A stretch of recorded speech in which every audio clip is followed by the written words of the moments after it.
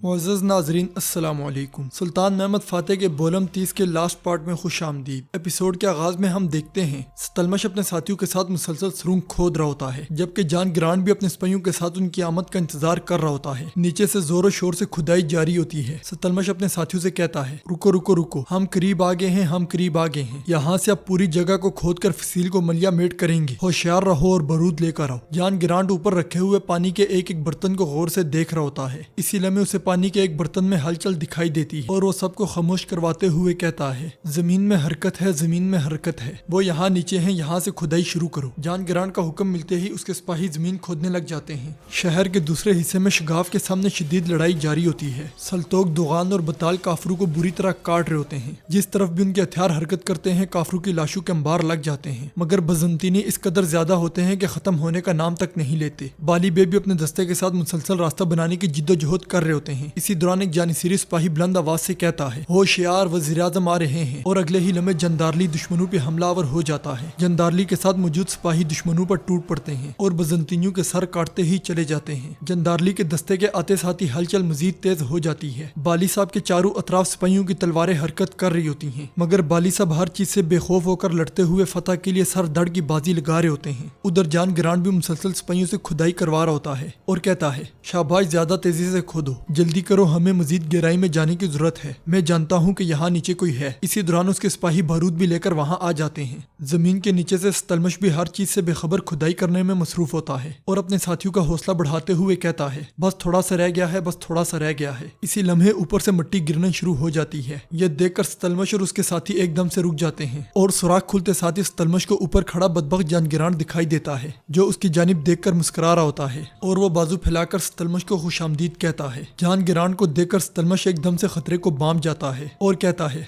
भागो भागो, पीछे हटो। यह सुनकर जान ग्रांट कहता है, तुर्कू को वो दो जिसके वो हकदार हैं। जान ग्रांट का हुक्म मिलते ही उसके सिपाही सुरंग में तेल और बारूद फेंकने लग जाते हैं, जबकि सुरंग में मौजूद लोग पीछे की जानिब भाग रहे होते हैं। यह देखकर जान ग्रांट के सिपाही बारूद के पूरे पूरे ड्रम अंदर फेंक देते हैं और जान ग्रांट भी जलती हुई मशल सुरंग में फेंक देता है। अगले ही लम्हे एक जोरदार धमाके से जमीन हिल कर रह जाती है और जान ग्रांट कहता है, कोई भी जान ग्रांट को शिकस्त नहीं दे सकता। हर तरफ धुआं ही धुआं फैल जाता है। जान ग्रांट सिपाहियों से कहता है, दूसरी सुरंगों का मुआयना करो, मजीद आदमी हो सकते हैं, यहाँ से कोई जिंदा नहीं जाएगा। ये कहते साथ ही वो वहाँ से आगे बढ़ जाता है। दीवार के बाहर मौजूद जगानोस पाशा मुआयना करते हुए कहते हैं, बाएं तरफ कमजोरी हो रही है, लश्कर को एक साथ बाएं तरफ भेजो। जगानोस पाशा के सिपाही सीढ़ियों से ऊपर चढ़ने की कोशिश कर रहे होते हैं, मगर बजंतीनियों ने रोकने के लिए सर धड़ की बाजी लगा देते हैं। जो भी सिपाही ऊपर चढ़ने की कोशिश करता है, बजंतीनी या तो उसे तीर का निशाना बनाते हैं या तेल गिरा देते हैं। सुल्तान दूरबीन उठाए बेचैनी से हर तरफ का मुआयना कर रहे होते हैं और कहते हैं, शाबाश मेरे शेरो शाबाश, इस्लाम के लिए, तुर्कों के लिए शाबाश।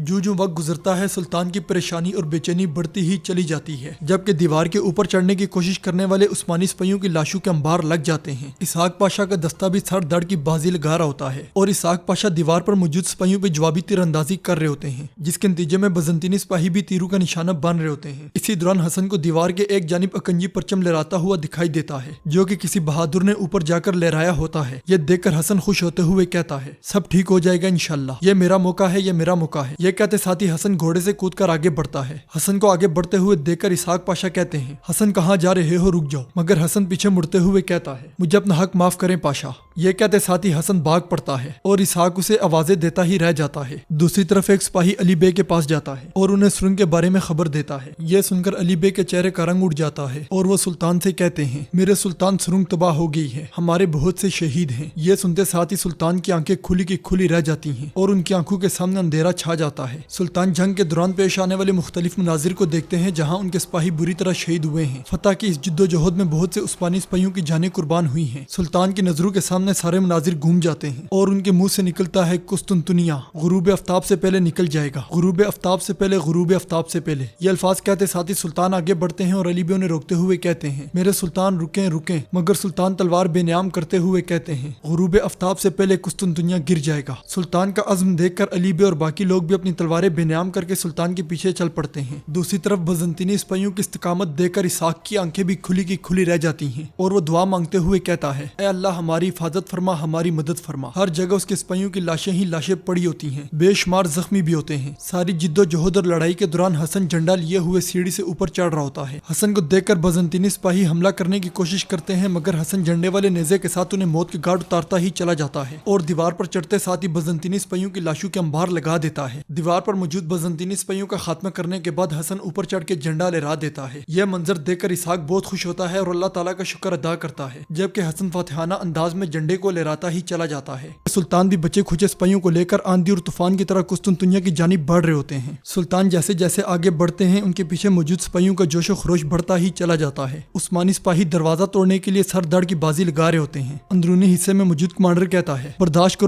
کرو دروازہ نہیں کھلے گا. اسی لمحے شہنشاہ بھی وہاں آ جاتا ہے. شہنشاہ کو دیکھ کر سلفادر کہتا ہے, ہم مزید برداشت نہیں کر پائیں گے. جواباً شہنشاہ کہتا ہے, تم یہاں برداشت کرنے کے لیے ہی ہو سلفادر. جواباً سلفادر غصے سے کہتا ہے, میں اپنے سرماؤں کو یہاں مرنے کے لیے نہیں لایا تھا بلکہ شہر کے دفاع کے لیے لایا تھا. شہنشاہ غصے سے چلاتے ہوئے کہتا ہے, مزید رکھنے کے لیے کچھ لاؤ, مزید سامان لاؤ, اگر ضروری ہو تو سب کو اس دروازے پر جلا دوں گا. یہ کہہ کر شہنشاہ جیسے ہی جانے لگتا ہے سلفادر اسے روکتے ہوئے کہتا ہے, دروازہ مزید برداشت نہیں کر سکتا شہنشاہ, یہ بات اب سمجھیں. شہنشاہ کہتا ہے, ضرورت پڑی تو ہم یہیں مریں گے. یہ کہتے ساتھ ہی شہنشاہ اسے ایک جانب دھکیل کر وہاں سے چلا جاتا ہے اور سلفادر سپاہیوں سے کہتا ہے, سپاہیوں برداشت کرو. دوسری طرف اکنجی اور جانسیری سپاہی بازنطینی سپاہیوں پہ بڑھ چڑھ کے حملے کر رہے ہوتے ہیں, مگر بازنطینی بھی پیچھے ہٹنے کے بجائے سر دڑ کی بازی لگا دیتے ہیں. ہر طرف تلواریں ہی تلواریں لہرا رہی ہوتی ہیں. جس کو بھی موقع ملتا ہے وہ دوسرے کے سپاہی کو کاٹ ڈالتا ہے. بھرپور طریقے سے زور آزمائی جاری ہوتی ہے. اسی لمحے سلطان تلوار اٹھائے ہوئے حفاظتی دستے کے ساتھ اندر داخل ہوتے ہیں. سلطان کو دیکھتے ساتھ ہی کنجی اور جانسیری سپاہی راستہ بنانے لگ جاتے ہیں اور سلطان آگے بڑھتے ہوئے کہتے ہیں, یا جیئیں گے یا مریں گے. یہ سن کر سلطان کے سپاہی اللہ اکبر کے نعرے لگانے لگ جاتے ہیں اور سلطان آگے بڑھ کر اپنے تازہ دم دستے کے ساتھ حملہ آور ہو جاتے ہیں. ناظرین, اس کے ساتھ اس ایپیسوڈ اور اس شاندار بولم کا اختتام ہوتا ہے. یہ بولم آپ کو کیسا لگا کمنٹ باکس میں ضرور بتائیں. امید کرتے ہیں آپ کو ویڈیو پسند آئے گی. ویڈیو پسند آئے تو ویڈیو کو لائک کریں, چینل کو سبسکرائب کریں اور بیل آئیکن پر لازمی کلک کریں. ملتے ہیں انشاءاللہ اگلی ویڈیو میں. اللہ نگہبان.